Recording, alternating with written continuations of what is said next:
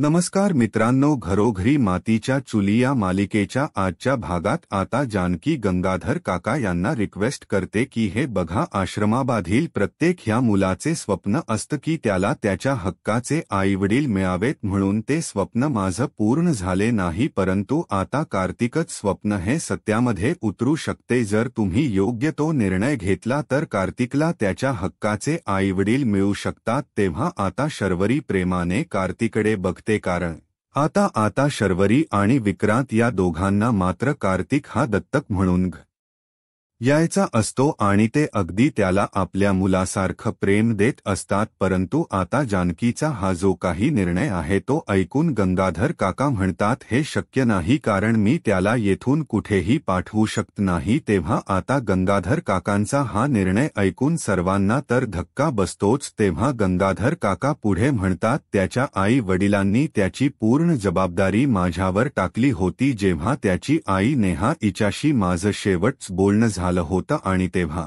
ती मला सांगून गेली होती की जर माझ्या जीवाचं काही वाईट झालं तर विनायक म्हणजे काय तिचे वडील आणि गंगाधर काका तुम्ही दोघे आहात आणि माझ्या कार्तिकचा तुम्ही सांभाळ करताल ना। परंतु दुर्दैवे मात्र हे दुर्दैवाने ते दोघे सुद्धा हे जग सोडून कायमचे निघून गेले, त्यामुळे कार्तिकची पूर्ण जबाबदारी आता माझ्यावर राहिलेली आहे, त्यामुळे मला ती व्यवस्थितरित्या पार पाडावी लागेल। आणि हे बघा, तुम्ही त्याला घेऊन जाता, परंतु उद्या जर त्याला तेथे काही झाले तर त्याची जबाबदारी कोण घेणार, कोण जबाबदार असेल, या सर्व गोष्टीला गोंडस आहे हा मुलगा आणि खोडकर सुद्धा तेवढाच आहे। या गावाच्या वातावरणात तो अगदी रमून जातो, परंतु शहरात असे नसते। शहरात मात्र खूप असे जपून वागावे लागते, इथे बसू नको तिथे बसू नको, नीट वाघ। आणि तो जो काही हट्टी आणि त्याच्या खोड्या आहे तर त्या तुम्हाला नाही सहन झाल्या तर मग तुम्ही काय करताल, शेवटी काही झाले तरी परकतही परकच असतं। तेव्हा आता शर्वरीला वाईट वाटतं, शर्वरी म्हणते की हे बघा गंगाधर काका, आम्ही त्याला कधीही पोरकं नाही करणार, एका पोटच्या आमच्या पोरासारखी माया आणि प्रेम आम्ही त्याला देऊ। त्यावर आता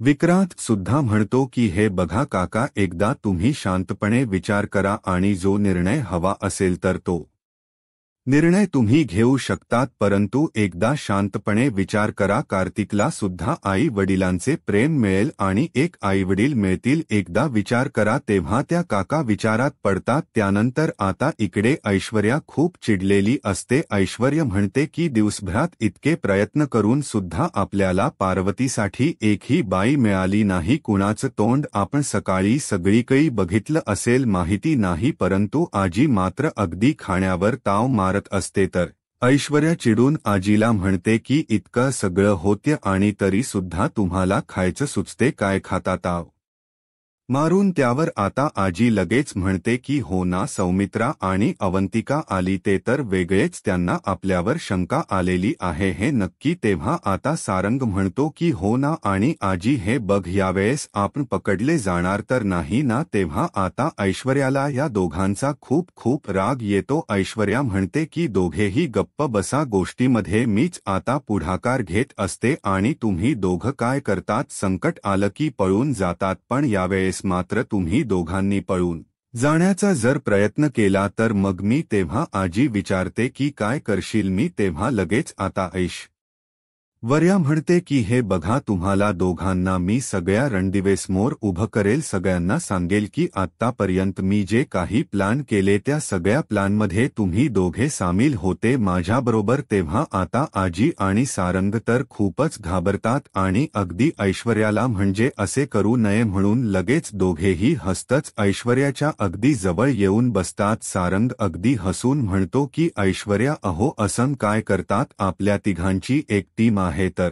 तेव्हा ऐश्वर्यान म्हणते की मग तुम्ही माझी साथ द्या, तर आजी म्हणते की हो ना अगं, आम्ही तर तुझी साथ यायला तयारच आहोत, तुझ्या सोबतच आहोत, परंतु हे बघ अगं, नशिबाने मात्र आपली साथ द्यायला नको का? अगं, त्या पार्वतीसाठी आपण इतकी झडतोय परंतु एकही बाई यायला तयार नाहीत. सारंग म्हणतो की हो ना, सगळ्या बायका येऊन गेल्यात, एकीला सुद्धा व्यवस्थित बोलता येत नाही आणि आता तर फक्त एक बाई राहिलेली आहे. तेव्हा आता आजी म्हणते की हे अरे, ती सुद्धा येऊन काय दिवे लावणार हे माहितीच आहे, त्यामुळे काही उपयोग नाही होऊ शकता. आणि तेवढ्याच मात्र घरातील लाईट जाते आणि आता आजी खूप घाबरते आणि ओरडत असते. ऐश्वर्या आजीला शांत राहायला सांगते.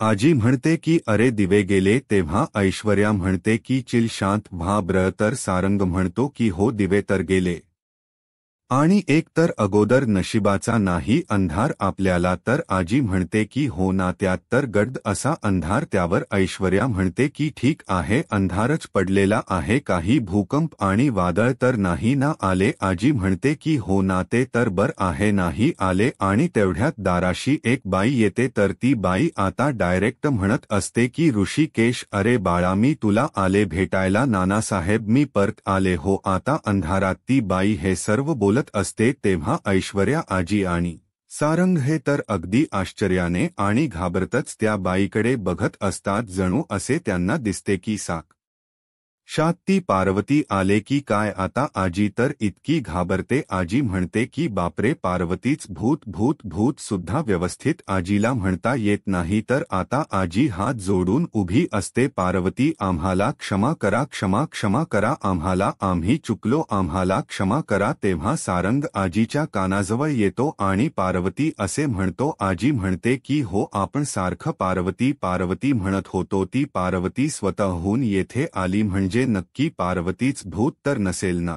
आणि नक्की हे भूतच आहे, पार्वतीच भूत आहे. सारंग सुद्धा आणखीनच घाबरतो. ऐश्वर्या तर धक्क यानेच आता त्या बाईकडे बघत असते आणि तेवढ्यात आता लाईट येते. तर आजी त्या बाईकडे बघत असते. तेव्हा ती बाई म्हणते की काय भूताचा रोल आपल्या डोळ्यातील पाणी पुसते, मी नाही करणार. असे जेव्हा ती बाई म्हणते तेव्हा ऐश्वर्या आजी आणि सारंग त्या बाईकडे एकटक बघत असतात. आता ऐश्वर्याला तोंडावर हसू येते, कारण ती बाई परफेक्ट पार्वती दिसते आणि हा पार्वतीचा रोल ती अगदी परफेक्टपणे करू शकते, म्हणून ऐश्वर्याला आनंद होतो. त्यानंतर आता इकडे जानकी परत गंगाधर काकांना विचारते की काका, काय तुम्ही निर्णय घेतला? आता काका मात्र विचारत असतात. तर जानकी विचारते की काका, अहो कसला विचार करतात काका, हे बघा तुम्ही मालती काकू शर्वरी वंश विक्रांत भाऊजी यांना ओळखतात. खरंच ते खूप चांगली माणसं आहेत, चांगलं कुटुंब आहे, त्यामुळे ते नक्की तुमच्या कार्तिकची खूप छान प्रकारे काळजी घेऊ शकतील. त्यामुळे हे बघा, मी तुम्हाला हात जोडून रिक्वेस्ट करते, एकदा योग्य तो निर्णय तुम्ही घेऊ शकतात. तेव्हा आता गंगाधर काका म्हणतात की एक मिनिट, आणि ते कार्तिकला आपल्या जवळ बोलावतात.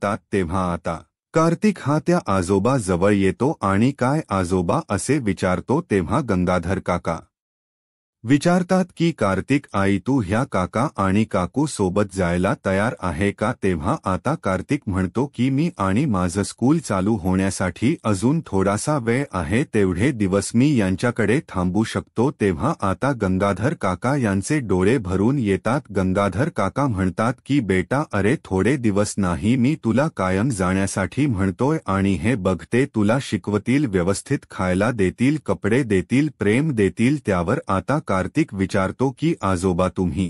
तेव्हा ते गंगाधर काका म्हणतात की मी मात्र म्हातारा येथेच राहणार, जेव्हा तुला माझी आठवण येईल तेव्हा तू नक्की मला भेटायला येत जा. परंतु हे पक, जर तू काका आणि काकूकडे गेला तर तुला एक हक्काचं कायमचं घर मिळेल, एक कुटुंब मिळेल, आणि माझे सुद्धा अरे कितीक दिवस राहिले आहे, मी कुठपर्यंत तुला पुरू शकतो? काकांच हे बोलणं ऐकून विक्रांत म्हणतो की काका, अहो तुम्ही असं का म्हणतात? आणि आता कार्तिकला विक्रांत जवळ घेतो आणि कार्तिकला म्हणतात की हे बघ, अरे मी आणि शरू काकू तुला छान प्रकारे सांभाळू, एका स्वतःच्या मुलाप्रमाणे तुझ्यावर प्रेम करू, तू येशील का आमच्याकडे? तेव्हा आता शर्वरी सुद्धा कार्तिकला अगदी प्रेमाने जवळ घेते आणि म्हणते की अरे कार्तिक, खरंच येशील ना बाळा तू आमच्याकडे कायमचा राहण्यासाठी. तेव्हा आता कार्तिक म्हणतो की हो काकू. तेव्हा आता जानकीच्या डोळ्यात आनंद अश्रू येतात, सगळ्यांना आनंद होतो. तेव्हा शरू म्हणते की हे बघ कार्तिक, मी तुझ्यावर खूप इतकं प्रेम करेल, जितके लाड तुझ्या आईने केले असते ना तितके लाड मी तुझे करेल. म्हणून आता शरू प्रेमाने कार्तिकला जवळ घेते. आपल्या जानकीच्या डोळ्यात मात्र अगदी आनंद अश्रू वाहत असतात. त्यानंतर आता ही बाई आहे तर ती आजी ऐश्वर्या सारंग यांच्याकडे रूम घरात येते. तर ऐश्वर्या जे काही म्हणते ते ऐकून आता ती बाई म्हणते की काय सांगतात, म्हणजे मला भूताचा रोल करायचा आहे का? तर आजी म्हणते की नाही. तेव्हा आता ती बाई म्हणते की जर भूताचा रोल नसेल तर माझ्या काही अटी आहेत. पहिली अट म्हणजे मी पांढरी साडी वगैरे काही नेसणार नाही. आणि कोणी सांगितलं तुम्हाला की भूत पांढरी साडी नेसतात म्हणून काहीतरी आपलं काय बोलतात? माझी दुसरी अट म्हणजे मी केस वगैरे मोकळी नाही सोडणार. हल्ली माझे केस खूप गळतात आणि हे बघा, मला जे काही दिवसातून चहा वगैरे मला बराच वेळा लागतो. पाणी वगैरे जे काही आहे ते सगळेजण व्यवस्थित पाहिजेल. आणि हे बघा, मेकअप वगैरे करण्यासाठी सुद्धा मला कोणीतरी हवं आहे. मी जे काम सांगेल तर ते काम करण्यासाठी माझ्या हाताखाली माणस असतील. त्यामुळे हे बघा, हे सगळ्या गोष्टी जर मी जे काही म्हणले तर तुम्हालाही मान्य असेल तरच तुम्ही मला बोलवा. त्यामुळे हे काम मी नक्की करेल. तेव्हा आता ऐश्वर्या तर हसत असते. तेव्हा आता ऐश्वर्या त्या बाईला म्हणते की शांत व्हा आणि हे बघा, तुम्हाला भूताचा वगैरे काही रोल करायचा नाही. एका घरंदाज बाईचा रोल तुम्हाला करायचा आहे. तेव्हा ती बाई म्हणते की अहो, मी तर घरंदाजच आहे. कारण इकडे येण्याच्या नादामध्ये त्या पावसामध्ये एकदा तोंडाला रंग लावला तर एकदम असा काटक. लता कारखानेस नाव आहे माझं, लता कारखानेस. आजी मात्र आता हिच्याकडे तोंड वाकड करून बघत असते आणि ऐश्वर्याने सारंग तर अगदी त्या बाईला भेटून खूपच खुश होतात. मूळची आर्टिस्ट आहे मी मुंबईची. तेव्हा आता सारंग विचारतो की ज्युनियर आर्टिस्ट ना? तेव्हा ती लताबाई मोठ्याने ओरडते की अरे ज्युनियर नाही, चांगले चांगले रोल्स मी केले. अशोक बन नावाचा जो फिल्म होती तर त्यामध्ये सीतेवर लक्ष ठेवण्यासाठी राक्षसनीचा रोल मी केला होता. आणि माझा अभिनय बघून त्यावेळेस सीता इतकी रडली होती म्हणून खूप मोठमोठ्याने आताही लताबाई हसायला लागते. आजी तिला आता तोंड थोडस वाकड करते आणि परत म्हणत असते की वा, खरंच वा, आणि खरंच तुम्ही तर खूप मोठी मोठी काम केलेली आहेत. तेव्हा आता सारं म्हणतो की हो ना, आणि जेव्हा तुम्ही आल्या जे काही वाक्य बोलायचे होते ते अगदी परफेक्ट योग्य रीतीने बोललात आणि ऐश्वर्या एकदम परफेक्ट बाई आहेत या, असे जेव्हा सारंग म्हणतो तेव्हा लताबाई आहे तर तिचे लक्ष त्या वेपर्सच्या पुड्यावर जाते. तो पुढती उचलते आणि खरंच काय वेपर्स म्हणून तिला खूप आनंद होतो. आजी म्हणते की हो. तेव्हा आता परत ती सारंगला विचारते की तुम्ही काय म्हणलात? सारंग म्हणतो की अहो, मी असे म्हटलो की डायलॉग यांच्या पाठ आहे. तर तेव्हा आता ही लता कारखानीस विचारते की तुम्ही तर मला स्क्रिप्टचा फोटो पाठवणार होतात, त्यामुळे मग तर काय मुंबई ते मुळशी काय करणार होते मी? आणि काय तुम्हाला माझा अभिनय ऍक्टिंग वगैरे आवडलीच का? म्हणून ती सोफ्यावर बसते. तर सर्वजण आता सोफ्यावर बसतात. तर ऐश्वर्या खोश म्हणते हो, आवडली ना तुमची ऍक्टिंग वगैरे? सगळं काही आवडले, ऍक्टिंग सुद्धा आवडली आणि तुमचा ॲटिट्यूड सुद्धा आवडला. तेव्हा आता ही लता म्हणते की हो का, मग खरंच कधी शूटिंग सुरू करायची ब्र? काय आहे, सिनेमा आहे, सिरियल वगैरे आहे का? तेव्हा आजी म्हणते की नाही, शूटिंग वगैरे नाही, जरा वेगळं काम आहे, जरासं वेगळं. त्यावर आजीच हे बोलणं ऐकून लता विचारते की म्हणजे वेगळं काम आहे, नक्की काय काम आहे ते अगोदर सांगा मला, कारण मागे एकदा मला एका मुलाने सांगितलं होतं की मोलकरणीच काम करायचं आहे म्हणून त्याने तर माझ्याकडून भांडी सुद्धा घासून घेतलीत. म्हणून लताबाई आता रडण्याचं नाटक करते आणि आजी सुद्धा तिची साथ देते. आता दोघी सुद्धा एकासोबतच ओरडायला सुरुवात करतात. तर सारंग आता आजीला शांत राहायला सांगतो. ऐश्वर्या आता त्या लताबाईला म्हणते की तुम्ही सुद्धा शांत व्हा आजी, रडू नका. अहो लताबाई, जरास शांत व्हा, आम्ही तुम्हाला नाही फसवणार आहो, आम्ही खरंच खूप चांगली माणसं आहोत. तेव्हा आता लताबाई म्हणते की ठीक आहे, तुमचं हे काम करायला मी तयार आहे, परंतु मला हे पैसे जे काही असतील ते रोख आणि चोख असायला हवे. तेव्हा आता या लताबाईला भेटून ऐश्वर्या तर इतकी खुश झालेली असते आणि ती लताबाईला म्हणते की हो, तुम्हाला जे पैसे आम्ही आहे ते रोख आणि चोखच देऊ, काही काळजी करू नका. तेव्हा आता ही लताबाई विचारते की अहो पण किती देताल ते पैसे, किती देणार आहात ते अगोदर सांगा. 2000 वगैरे या म्हणजे किमतीत मला हे सर्व नाही चालणार. तेव्हा सारंग म्हणतो की काय 2000, परंतु तुम्हाला नक्की किती पैसे पाहिजेलो हो. तेव्हा आता लताबाई म्हणते की हे बघा मी आणि 7 दिवसात. ती विचार करते की आता किती पैसे ठरू म्हणून ऐश्वरी तिच्याकडे अगदी खुश होऊन बघतच असते. तेव्हा लताबाई म्हणते की हो, 7 दिवसात मीच रुपये घेईल. सारंगण आजी तर आचार्याने बघत असतात. त्यावर आता इकडे गंगाधर काका, विक्रम आणि शर्वरी या दोघांनी कार्तिकला स्वीकारले म्हणून त्यांना सुद्धा तो निर्णय मान्य होतो आणि ते ठीक आहे असं म्हणतात. आता गंगाधर काका म्हणतात की हे बघा मी कार्तिकला पाठवायला तयार आहे, तुम्ही कार्तिकला तुमच्या सोबत घेऊन जाऊ शकतात. ते ऐकून शर्वरी, विक्रांत, जानकी, ऋषिकेश आणि मालती काकू या सगळ्यांना खूप असा आनंद होतो. आता गंगाधर काका यांचे डोळे सुद्धा भरून आलेले असतात. ते आपल्या डोळ्यातील पाणी पुसतात का, कारण कार्तिकची जबाबदारी त्यांच्यावर असते, कार्तिकवर खूप प्रेम त्यांचं असतं. तेव्हा आता शर्वरी हे ऐकून ऋषिकेश आणि जानकी यांचे आभार मानते, कारण हे जे काही झाले आम्हाला एका मुलाचं प्रेम मिळालं ते केवळ दादा आणि वहिनी तुमच्यामुळे, आणि हे बघा खरंच मला असं केव्हाही वाटलं नव्हतं की येथून जाताने मी एक आई बनून जाईल म्हणून आता शर्वरी त्यांच्यासमोर हात जोडते आणि थँक्यू, खरंच तुमचे ऋण कसे फेडू हेच मला नाही कळत, असे जेव्हा ती मोठेपणाच बोलणं बोलते. त्यावर आता ते ऐकून ऋषिकेश म्हणतो की हे बघ शरू. तेव्हा आता जानकी धावतच येते आणि शरूला घट्ट मिठी मारते. ऋषिकेश कार्तिकला जवळ घेतो. तेव्हा आता सर्वजण अगदी खुश होतात. गंगाधर काका सुद्धा कार्तिकला एक हक्काच कुटुंब आणि एक प्रेमाच कुटुंब मिळालं म्हणून अगदी खुश असतात. त्यानंतर मात्र आता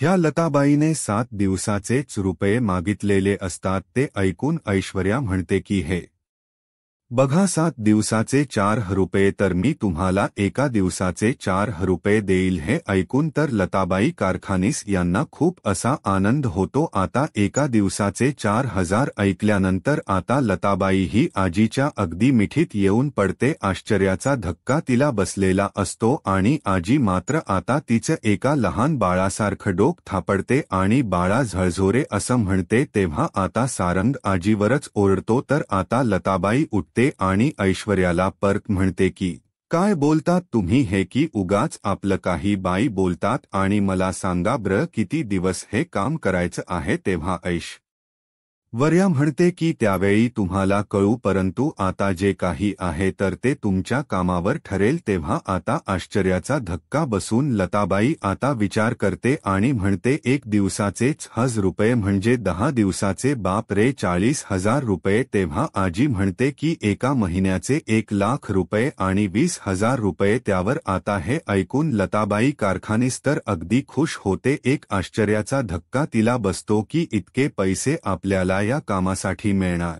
आहेत म्हणून. त्यानंतर आता इकडे जानकी खुश होऊन कार्तिकला जवळ घेते आणि कार्तिकच्या चेहऱ्यावरून प्रेमाचा हात फिरवत म्हणते की कार्तिक, हे पग तुला तुझ्या हक्कात जे आई आणि बाबा मिळालेत, एक हक्काच कुटुंब मिळालं, आणि हे बघ आम्ही मात्र आता ख्या अर्थाने तुझे मामा आणि मामी झालोत. आता हे सर्व ऐकून सर्वांना खूप आनंद होतो आणि गंगाधर काका सुद्धा अगदी खुश होतात. आणखी आता गंगाधर काका यांचे आभार मानते हात जोडून. थँक्यू काका. काका, खरंच तुम्ही खूप योग्य असा निर्णय घेतला, त्यामुळे मला पूर्ण खात्री आहे की तुमच्यावर पश्चातापाची वेळ नाही येऊ शकत.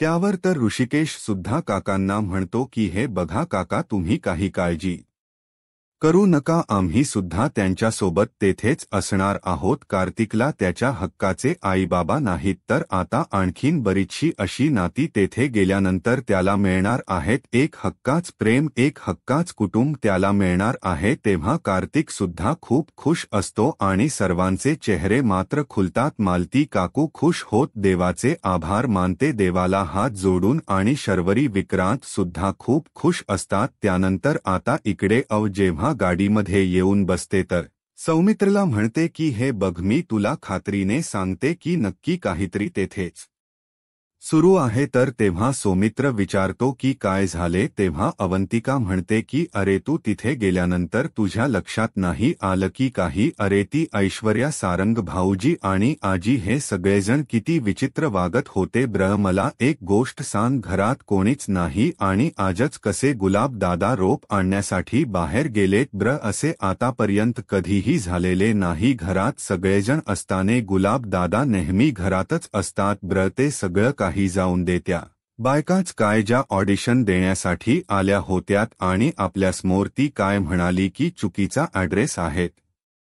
या बायकांना तिने पाठवून सुद्धा दिले चुकीचा ॲड्रेस म्हणून. तेव्हा आता सौमित्र म्हणतो की हो ना अवंतिका, तू एकदम योग्य बोलते, कारण त्या ऑडिशनच सुद्धा आहे तर, आणि घरामध्ये कॅमेरा वगैरे हे सगळं काही होते. हा सगळा योगायोग नाही, हे सगळं काही ठरून सुरू होते. तर तेव्हा आता अवंतिका हे ऐकून म्हणते की एक्झॅक्टली, आणि हे बघ हा मात्र असे अचानक जेव्हा गेलो त्यामुळे त्यांनी जो प्लान केलेला होता तर आपण अचानक गेल्यामुळे त्यांच्या प्लॅनची वाट लागणे असणार बहुतेक, कारण त्यांच्या प्लॅनची वाट लागली म्हणून ते थोडे विचित्र वागत होते आणि चिडलेले सुद्धा दिसत होते. आणि हे तुझ्या लक्षात नाही आले का? त्यांच्याकडे बघून तुला काहीच वाटले नाही का? त्यावर सौमित्र म्हणतो की हो, माझ्या सगळे काही लक्षात तर आलेच. आणि ते काय म्हणाले की काय शूट करत होते? तर अवंतिका म्हणते की रील्स. अरे रील्स शूट करत होते असे ते आपल्याला म्हणालेत. सुमित्र म्हणतो की अगं, आजच्या जमान्यात मोबाईलवर सिरियल अशा शूट केले जातात, फिल्म वगैरे, आणि इकडे मात्र कॅमेरे वगैरे लावून जे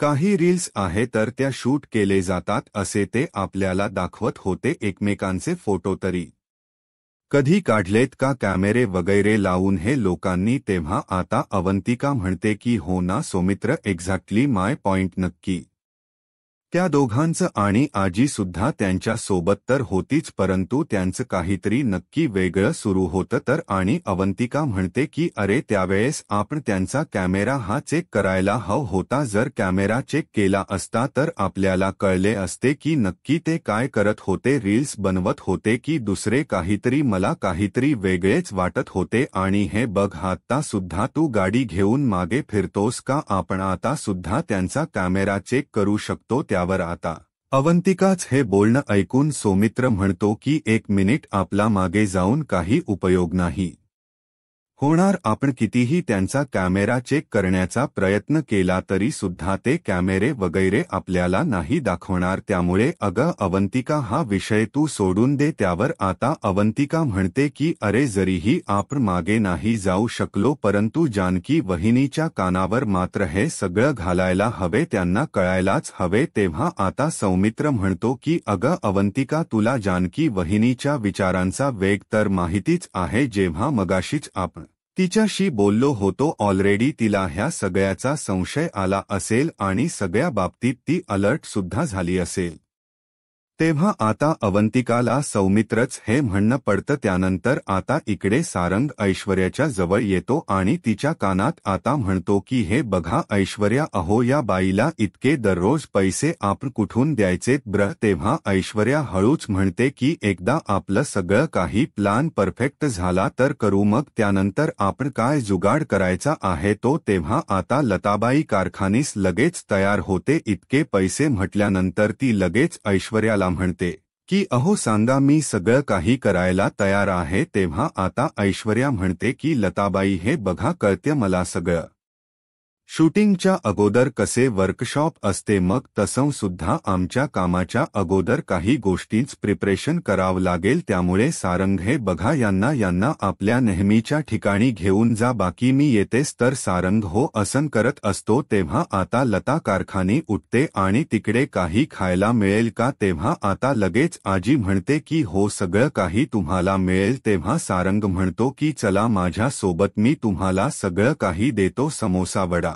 वगैरे सगळं काही खायला देतो आणि सारंग त्या बाईला घेऊन जातो तेव्हा आजी म्हणते की एक नंबरची आघाऊ बाई आहे परंतु ऐश्वर्या म्हणते की अगदी परफेक्ट बाई आहे आणि कसे स्टंट आहे माहिती आहे ना आपल्याला अशीच बाई हवी होती हे बघा आजी सगळ्या रणदेव्यांना सरळ करण्यासाठी ऋषिकेशची आई फक्त हीच बाई होऊ शकते ऐश्वर्याच हे बोल्ड ऐकून आजीला सुद्धा खूप आनंद होतो आणि ऐश्वर्याला तिचा प्लान अगदी परफेक्ट वर्क होईल अशी खात्री असते तेव्हा मित्रांनो हा भाग तर येथे संपतो पुढील भागामध्ये आता जानकीला मात्र या सगळ्याचा संशय आलेला असतो तेव्हा ती ऋषिकेशला समजावत असते की हे बघा माझा सारंग भाऊजीवर सुद्धा विश्वास नाही आणि त्या यावर सुद्धा नाही नक्की काहीतरी गडबड आहे त्यानंतर आता इकडे ऐश्वर्या सारंग आजी त्या लता कारखानीस हिला आउट हाऊसमध्ये घेऊन येतात जे काही बोर्ड आहे तर त्या बोर्डावर घरातील प्रत्येकाचे फोटो लावलेले असतात आणि जे काही आता घराची माहिती पूर्ण आहे प्रत्येकाची ओळख मात्र आता ऐश्वर्या त्या लता कारखाने सीला करून देत असते आणि प्रत्येकाचे फोटो तर असतात परंतु प्रत्येकाच्या फोटो मागे म्हणजे बाजूला त्यांची नाव सुद्धा